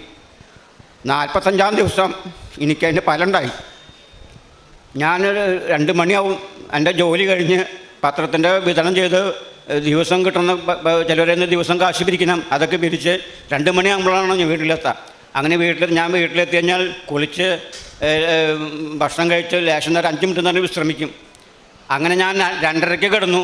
2:30-ക്ക് കിടന്നിട്ട് ലേശം കഴിഞ്ഞമ്മ കണ്ണടച്ച് ഇരുന്നപ്പോൾ ഒരു അമ്മാമ്മ എന്നെ വന്ന്, മോനെ എഴുന്നേൽക്ക്, ഉറങ്ങല്ലേ എനിക്കാൻ പറഞ്ഞു. ഒരു മുണ്ടും ചട്ടയും എടുത്തിട്ടുള്ള വെളുത്തിട്ടുള്ളൊരു അമ്മ, ശുഭവസ്ത്രം ധരിച്ചിട്ടുള്ള ഒരു അമ്മ വന്നിട്ട് എന്നെ തട്ടി വിളിച്ചു, മോനെ എഴുന്നേൽക്ക്. ഞാൻ കണ്ണു തുറന്ന് നോക്കി, ആരും കാണാനില്ല, ഒരാളുമില്ല. അപ്പോൾ എന്താണെന്ന് വിചാരിച്ചു. പിന്നെ നോക്കിയപ്പോൾ പറഞ്ഞു, പിന്നെ 2ാമത് ഞാൻ കിടന്നു. അപ്പോൾ മോനെ എഴുന്നേൽക്ക്, ഇന്ന സ്ഥലത്ത് പോയിട്ട് കേരള സദസ്സിൽ ഡിസംബർ 5-ാം തീയതി കേരള സദസ്സിൽ പോയിട്ട് ഒരു പരാതി കൊടുക്കുക, അതിന് ഫലം ഉണ്ടാവും എന്ന് പറയലും ആൾ പോലും കഴിഞ്ഞു. പിന്നെ അമ്മാമ്മനെ കണ്ടില്ല. ഞാൻ അവിടുന്ന് 15 ദിവസം കഴിഞ്ഞപ്പോൾ എനിക്ക് SP ഓഫീസിൽ നിന്ന് വിളി വന്നു.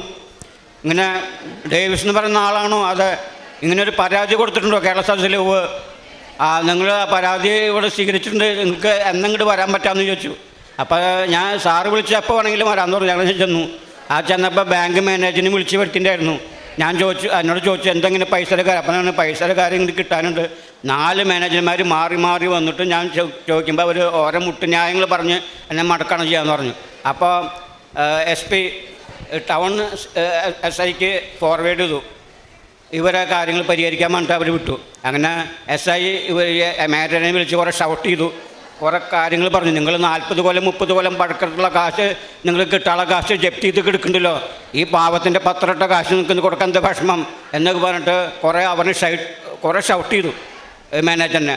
അപ്പോൾ മാനേജർ പറഞ്ഞു, എനിക്കൊരു മാസം അവധി തരണം, ഞാൻ എൻ്റെ തലപ്പത്തിരിക്കുന്ന ആൾക്കാരോട് ചോദിക്കട്ടെ എന്നിട്ട് പറയാമെന്ന് പറഞ്ഞു. അപ്പോൾ എന്നോട് SI ചോദിച്ചു, ഒരു മാസം അവധി ചോദിക്കേണ്ടത്, എന്താ ചെയ്യേണ്ടത് ചേട്ടാ എന്ന് ചോദിച്ചു.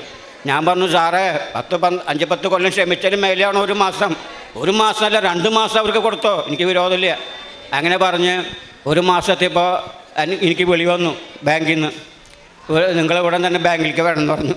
അപ്പോൾ എന്നോട് സ്റ്റേഷനിൽ നിന്ന് പറഞ്ഞിട്ടുണ്ടായിരുന്നു, 1 മാസത്തിൻ്റെ ഉള്ളിൽ അവർ തന്നില്ലെങ്കിൽ അത് ഞങ്ങളെ അറിയിക്കണമെന്ന് പറഞ്ഞിരുന്നു. അപ്പോൾ എൻ്റെ SI അങ്ങോട്ട് എന്നെ വിളിച്ചിട്ട് പറഞ്ഞു, ഇങ്ങനെ ബാങ്കിൽ നിന്ന് വല്ല വിളി വന്നു. പറഞ്ഞു, സാറേ ഇന്ന് എന്നെ വിളിച്ചിട്ടുണ്ട്, ബാങ്കിലേക്ക് ചെല്ലാൻ വേണ്ടി വിളിച്ചിട്ടുണ്ടെന്ന് പറഞ്ഞു. ഞാൻ ബാങ്കിലേക്ക് ചെന്നു. അപ്പോൾ പറഞ്ഞു, നിങ്ങളുടെ കാശ് പാസ്സായിട്ടുണ്ട്, 2 വട്ടമായിട്ട് ഞാൻ ചെക്ക് തരാം, അക്കൗണ്ടോട് തുടങ്ങാൻ പറഞ്ഞു. അങ്ങനെ എനിക്ക് ആ പൈസ കിട്ടി. അത് വലിയൊരു അനുഗ്രഹം. ഇത് പാവപ്പെട്ടവന് 75,000 രൂപ ഇന്നത്തെ കാലത്ത് വളരെ വിലപ്പെട്ട ഒരു സംഖ്യയാണ്. അത് എനിക്കത് ദൈവം സ്ഥാപിച്ചു തന്നു. കോടി ദൈവത്തിന് നന്ദി പറയുകയാണ് ഞാൻ. രണ്ടാമത്തൊരു കാര്യം, എൻ്റെ ഭാര്യ, ഞങ്ങൾ മിക്ക കൊല്ലം വേളാങ്കണ്ണിക്ക് പോകാറുണ്ടായിരുന്നു. അങ്ങനെ ഞങ്ങൾ 3 മക്കളും അമ്മയും കൂടി വേളാങ്കണ്ണിക്ക് പോയി അവിടുത്തെ കാര്യങ്ങളൊക്കെ നടന്ന് അവർക്ക് വഴിപാടുകളൊക്കെ ചെയ്ത് പിറ്റേ ദിവസം ഞായറാഴ്ച രാവിലെ 9 മണിക്കുള്ള കുർബാന കണ്ടിട്ട് എൻ്റെ 2 ചെറിയ, എനിക്ക് 3 പെൺകുട്ടികളായിരുന്നു, മൂത്ത മോൾക്ക് 2 പെൺകുട്ടികൾ. അപ്പോൾ ഞാൻ പ്രാർത്ഥിച്ചു, മാതാവേ എനിക്ക് 3 പെൺകുട്ടികൾ, എൻ്റെ മൂത്ത മോൾക്ക് 2 പെൺകുട്ടികൾ, ഇനിയുണ്ടാവുന്ന മക്കൾക്ക് ആൺകുട്ടീനെ കൊടുക്കണേ എന്ന് പറഞ്ഞു. അങ്ങനെ മുട്ടിപ്പായി പ്രാർത്ഥിച്ചു. 2 പെൺകുട്ടികൾക്കും ആൺകുട്ടീനെ കൊടുത്തു. ആ 2 ആൺകുട്ടികളും കിട്ടി. ആ ആൺകുട്ടികൾക്ക് പുറത്തിരുത്തി വഴിപാട് നടത്താൻ, മുട്ടൂത്തി കഴിഞ്ഞ് വഴിപാട് നടത്താൻ വഴിപാടുണ്ടായിരുന്നു. ആ വഴിപാടൊക്കെ കഴിഞ്ഞ് ഞങ്ങൾ കുർബാന കഴിഞ്ഞ് ഇറങ്ങുന്ന സമയത്ത് ഭാര്യ തളർന്നു വീണു. അറ്റാക്ക്. അവിടെ അപ്പം തന്നെ ക്ലിനിക്കിൽ കൊണ്ടുപോയി. അവർ പറഞ്ഞു, ഇവിടെ രക്ഷയില്ല, നിങ്ങൾ നാഗപട്ടണത്തിലേക്ക് കൊണ്ടുപോകാൻ പറഞ്ഞു. അങ്ങനെ ആംബുലൻസ് വിളിച്ച് നാഗപട്ടണത്തിലേക്ക് പോയി 1 മണിക്കൂർ നേരം അവിടെ അവരിട്ട് മരുന്ന് ചികിത്സയിലൊക്കെ ചെയ്തു. എന്നിട്ട് രക്ഷയില്ല. അവർ പറഞ്ഞു, ഇവിടെ കൊണ്ട് രക്ഷയില്ല, ആൾക്ക് വിദഗ്ധ ചികിത്സ കിട്ടണം, അതിന് വേണ്ട സംവിധാനങ്ങൾ നിങ്ങൾ ചെയ്യുമോ, ഇവിടെ കൊണ്ട് രക്ഷയില്ല എന്ന് പറഞ്ഞു. അങ്ങനെ ഞങ്ങളെല്ലാവരും വിഷമിച്ച് കൂട്ട കരച്ചിലും പ്രാർത്ഥനയും അങ്ങനെയൊക്കെ ആയിരിക്കുന്ന സമയത്ത് ഡോക്ടർമാർ 3 ആംബുലൻസ് ഡ്രൈവർമാരെ വിളിച്ചു വരുത്തി. അപ്പോൾ 3 പേർക്കും പറഞ്ഞു, അപ്പോൾ ഡോക്ടർ പറഞ്ഞു 6 മണിക്കൂറിൻ്റെ ഉള്ളിൽ ഇയാളെ വിദഗ്ധ ചികിത്സ കിട്ടാനുള്ള സ്ഥലത്ത് എത്തിക്കണം എന്ന് പറഞ്ഞു. ഈ 3 ആംബുലൻസ് ആരും വന്ന് പറഞ്ഞു, ഞങ്ങൾക്ക് കൊണ്ടുപോകാൻ പറ്റില്ല, ഇത് ഹെലികോപ്റ്ററല്ല, ഞങ്ങൾക്ക് പോകാനായിട്ട്, ഞങ്ങൾക്ക് ടെമ്പോയിൽ വേണ്ട പോകാനായിട്ട്, ഞങ്ങൾക്ക് ഇത്ര സമയത്ത് എത്താൻ പറ്റില്ല എന്ന് പറഞ്ഞു. അങ്ങനെ ഇത് പറഞ്ഞിരിക്കുന്ന സമയത്ത് ഒരു പയ്യൻ, അത് മാതാവ് വന്ന് ഒരു പയ്യൻ്റെ രൂപത്തിൽ വന്നു. മാതാവ്, അമ്മേനെ ഞാൻ കൊണ്ടുകൊള്ളാം എന്ന് പറഞ്ഞാൽ ചക്കൻ ആ പയ്യൻ ഓടി വന്നു. നിങ്ങൾ ഭയപ്പെടേണ്ട, നിങ്ങൾ പേടിക്കണ്ട, അമ്മേനെ ഞാൻ കൊണ്ടുകൊള്ളാം. അങ്ങനെ ആ പയ്യൻ വന്നു. ഒരു പോറലൽക്കാതെ കണ്ട് പുലർച്ചെ 3 മണിക്ക് ഇവിടെ അശ്വനി ഹോസ്പിറ്റലിൽ എത്തിച്ചു. 6 മണിക്കൂറിനുള്ളിലൂടെ എത്തിച്ചു. അമ്മേൻ്റെ ഓപ്പറേഷൻ കഴിഞ്ഞു, അമ്മ സുഖപ്പെട്ടു. അത് 2ാമത്തെ അത്ഭുതം, മാതാവിൻ്റെ 2ാമത്തെ അത്ഭുതം. പിന്നെ ചെറിയ അത്ഭുതങ്ങൾ എനിക്ക് വേറെ തന്നിട്ടുണ്ട്. അതെല്ലാം പറയുകയാണെങ്കിൽ കുറേ സമയമെടുക്കും. പക്ഷേ അങ്ങനെ വലിയ 2 അത്ഭുതങ്ങൾ തന്നെ ജീവിതത്തിൽ സംഭവിച്ചു. അപ്പോൾ ഡോക്ടർമാർ പറഞ്ഞത് ഇത് അത്ഭുതം സംഭവിച്ചിട്ടുള്ളതാണ്. ഒരു അറ്റാക്ക് വന്നു കഴിഞ്ഞാൽ 1/2 മണിക്കൂർ 1 മണിക്കൂറാണ് ആളുടെ ജീവിതം. അത് അതിനുള്ളിൽ വിദഗ്ധ ചികിത്സ കിട്ടണം. ഇത് 6 മണിക്കൂർ കഴിഞ്ഞിട്ടാണ് വിദഗ്ധ ചികിത്സ കിട്ടുന്നത്. അപ്പോൾ ഡോക്ടർമാർ പറഞ്ഞു, ഇത് അത്ഭുതം നടന്നിട്ടുള്ളത്. അവിടെ ഇതിൻ്റെ സീനിയറായിട്ടുള്ള ഡോക്ടർ, എൻ്റെ മോള് BSc നഴ്സിംഗാണ്, ആ ഡോക്ടർ കൂടെ 2 കൊല്ലം വർക്ക് ചെയ്തിട്ടുള്ളതാണ്. അപ്പോൾ അതിന് അവൾ അശ്വനിലേക്ക് പോകാം. ആ ഡോക്ടർ അശ്വനിയിലിരിക്കണേ, അയാൾ ഹാർഡിയോളജിസ്റ്റ്, ഇൻ്റർനാഷണൽ ഹാർഡിയോളജിസ്റ്റാണ്. അപ്പോൾ അയാളുടെ അടുത്തേക്ക് പോകണം, അയാളെ കാണണം. അപ്പോൾ 2 പോസ്റ്റുണ്ടെന്ന് പറഞ്ഞു. അങ്ങനെ ആ ഡോക്ടറെ അടുത്തേക്ക് പോയത്. ആ ഡോക്ടർ പറഞ്ഞു, ഇത് അത്ഭുതം നടന്നിട്ടുള്ളതാണ്, ഞങ്ങളുടെ കഴിവല്ല, ഇത് അത്ഭുതം നടന്നിട്ടുള്ളതാണ്.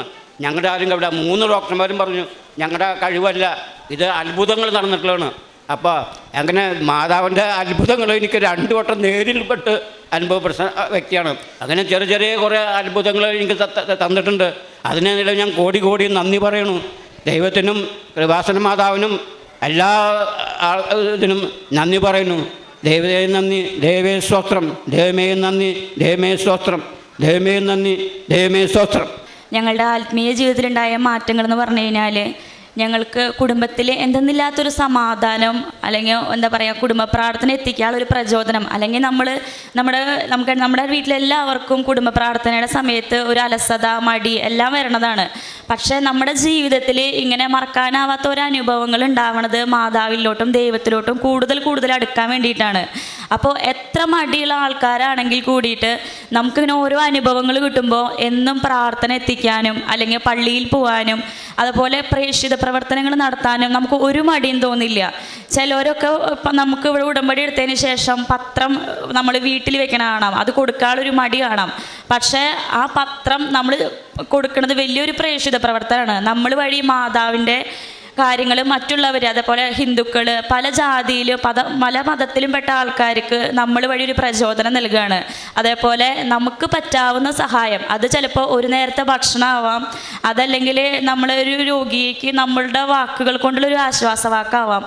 അതൊക്കെ നമുക്കൊരു ആത്മീയമായിട്ട് അങ്ങനെയൊക്കെ ചെയ്യാൻ തോന്നും ഈ ഉടമ്പടി എടുക്കുന്ന വഴി. നമുക്ക് മാതാവ് ചിലപ്പോൾ തോന്നിപ്പിക്കണമായിരിക്കാം.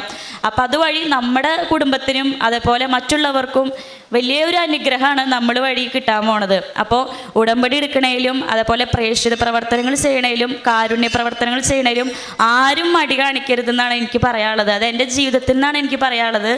അപ്പോൾ ഇത്രയും അനുഗ്രഹങ്ങൾ തന്ന കൃപാസനം മാതാവിനും ദേവകുമാരനും 1000 നന്ദി, സ്തുതി, സ്തോത്രം. പരിശുദ്ധമ്മയുടെ മധ്യസഹായത്തിൽ ഇപ്പം ഈ മകളാണ് ഉടമ്പടി എടുത്തതും ഉടമ്പടിയിൽ ഈ കുടുംബത്തിൻ്റെ നിയോഗങ്ങൾ സമർപ്പിച്ചതും.